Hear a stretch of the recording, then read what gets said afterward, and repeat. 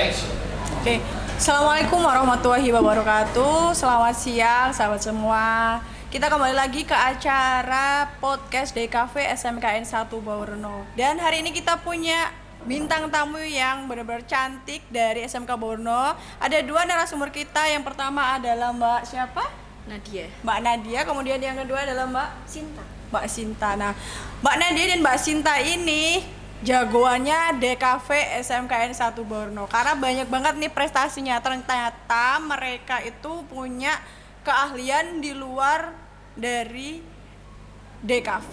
Nah, boleh nih diceritain dulu Mbak Nadia, punya keahlian apa Mbak Nadia? Kemampuannya yang di luar bidang DKV. Saya itu sekarang lagi suka banget sama seni, sastra juga saya suka, Bu. Itu saya suka berpidato, puisi, bercerita-cerita gitu. Terus sekarang itu saya lagi ikut di sanggar tari yang ada di SMK ini SMK sendiri. Baworno Ya. gitu ya. Oke.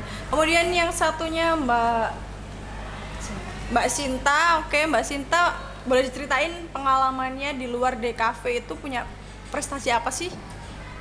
Dulu waktu SMP suka ikut baris berbaris. Ya, Terus, PBB ya berarti.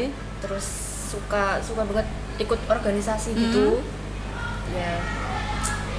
Ya gitu. Terus di SMK ini saya ikut ekstra jurnalistik. Jurnalistik. Iya. Oh, bagian apa untuk di jurnalistik? Ngeliput apa? Dulu pernah ikut. Masih belajar ya, tahap baru belajar jadi jurnalistik di SMKN 1 Baworno. Nah, kebetulan banget nih. Jadi punya keahlian di luar DKV itu ternyata juga penting dan bisa disambungin lagi ke jurusan DKV. Nah, salah satunya Mbak Nadia ini punya keahlian sastra. Nah, sastra ini juga bisa dimasukin nih di dalam DKV. Jadi kita bisa bikin apa ya namanya ya? Sebuah skrip ya dari keahliannya Mbaknya ya. Iya. Sudah pernah bikin skrip apa kira-kira? Skrip.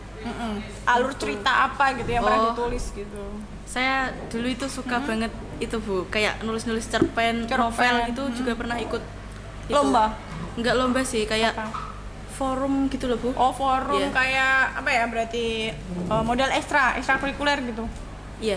Forum menulis gitu ya. Iya, seperti itu. Forum menulis. Kalau Mbak Sinta tadi kan keahliannya baris berbaris, organisasi, berarti di luar DKV ini sekarang udah ikut organisasi apa lagi, Mbak? Kalau sekarang Vakum. Iya. Oh, lagi vakum. Jadi lebih ke jurnalistiknya ya berarti. Iya. Jurnalistik. Jadi DKV ke jurnalistik juga ada nyambungnya ya. Jadi bisa desain ini majalah gitu ya. Udah bisa ya tentunya. Kemudian visualisasi dari misalkan punya apa ya? Kayak misalnya cerpen nih bisa bergabung ya. Iya. Cerpennya apa nanti visualisasi desainnya dari Mbak Sinta gitu kan ya. Bener banget kan ya.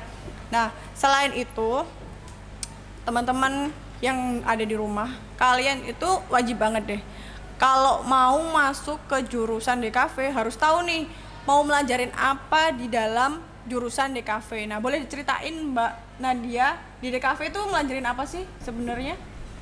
Di DKV itu sesuai namanya ya, desain komunikasi visual. Bukan hanya mendesain saja, Bu, tapi juga melatih komunikasi kita juga. Terus visualisasinya apa? Di sini kita diajari fotografi, videografi, terus animasi, ya seperti itu, Bu. Oh gitu ya. Iya. Itu di kelas berapa udah belajar animasi? Animasi itu kebetulan saya ini di kelas 11 ini. Oh, kelas 11 Iya. mulai belajar animasi. Untuk Mbak Sinta sekarang udah di tahap ini tadi kan sama-sama katanya udah belajar animasi. Nah, animasi apa yang udah pernah dibikin gitu di dalam pembelajaran DKV? baru kemarin nih, Bu. Iya, Baru kemarin bikin animasi apa ya? Kayak orang gitu. Terus? Ya, terus naik sepeda, Naik sepeda. itu bisa gerak. Heeh. Nah, itu aslinya sulit banget, Bu, tapi saya aslinya nggak suka. Nggak suka terus? Tapi ya gimana ya, harus belajar terus menerus dipaksa bisa. Saya sebenarnya sukanya di fotografi sih. Oh, fotografi. Iya. Tapi sebenarnya kalau animasi dan fotografi itu bisa nyambung kok. Jadi nggak semua yang kita nggak suka itu terus akhirnya nggak kita pelajarin karena semuanya itu bisa nyambung. Saya sendiri nih dari pengalaman ya, saya tuh sebenarnya males banget yang namanya editing. Tapi saya suka video, saya penikmat video yang estetik, yang gimana sih ya. Memang kalau kita nggak mulai ya dari nol, kita nggak akan tahu nih rasanya gimana susahnya orang bikin video, susahnya orang punya karya seni itu kayak apa. Jadi kita pertama memang harus suka dulu. Setelah kita suka mau belajar, kalau udah mau belajar nanti kita punya hasil nih. Lah punya hasil ini kira-kira kita mau arahin jadi dokumentasi sendiri atau mau jadiin cuan gitu kan. Nah, kira-kira kalau udah belajar seperti ini nih, animasi dan lain-lain, kamu punya pikiran nggak? Kira-kira lulus dari DKV ini pengen jadi apa sih? Mbak Nadia, Mbak Sinta, kira-kira pengen jadi apa? Pengen jadi konten kreator juga sih. Konten kreator. Niche-nya apa niche-nya? Kira-kira. Kalau sampean? Ya itu. Apa? Niche itu apa ya? Kayak tema dari konten kamu itu apa? Kalau kayak saya itu kan temanya tuh lifestyle. Jadi ya makan, ya jalan-jalan, ya nginep-nginep, staycation kayak gitu. Kayak hidup lah. Intinya kayak ada tips-tips gitu-gitu. Kira-kira apa? Food vlogger sih. Food vlogger. Terus traveling gitu kayaknya seru. Oh, traveling. Ya, oke. Mbaknya? Sama sih kayak traveling, soalnya suka banget sama traveling, terus sama kayak fashion. Fashion, Iya, oke. suka. Jadi memang bisa diarahkan ke situ ya kalau konten-konten kayak gitu. Jadi mungkin dari awal kalau kita mau jadi konten kreator itu kita harus punya niche dulu. Apa sih yang mau kita fokusin gitu kan ya.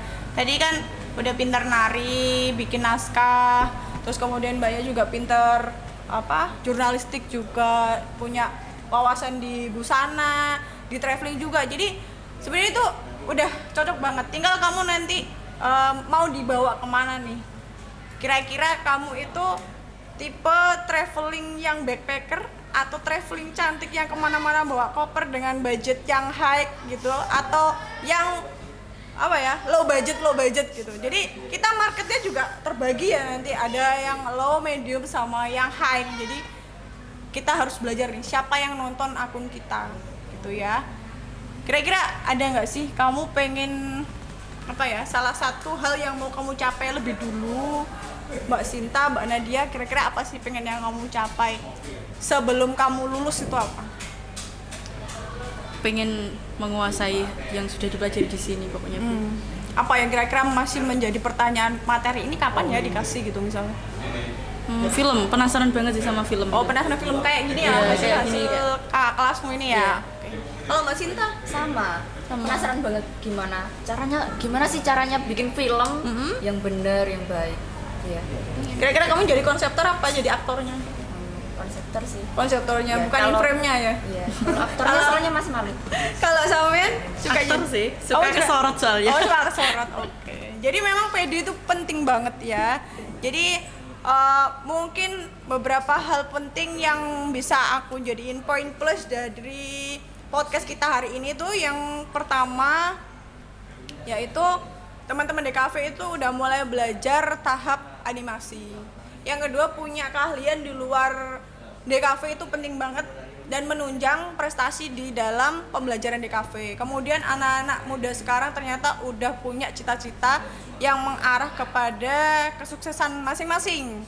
Terus kemudian yang terakhir, ternyata teman-teman DKV itu punya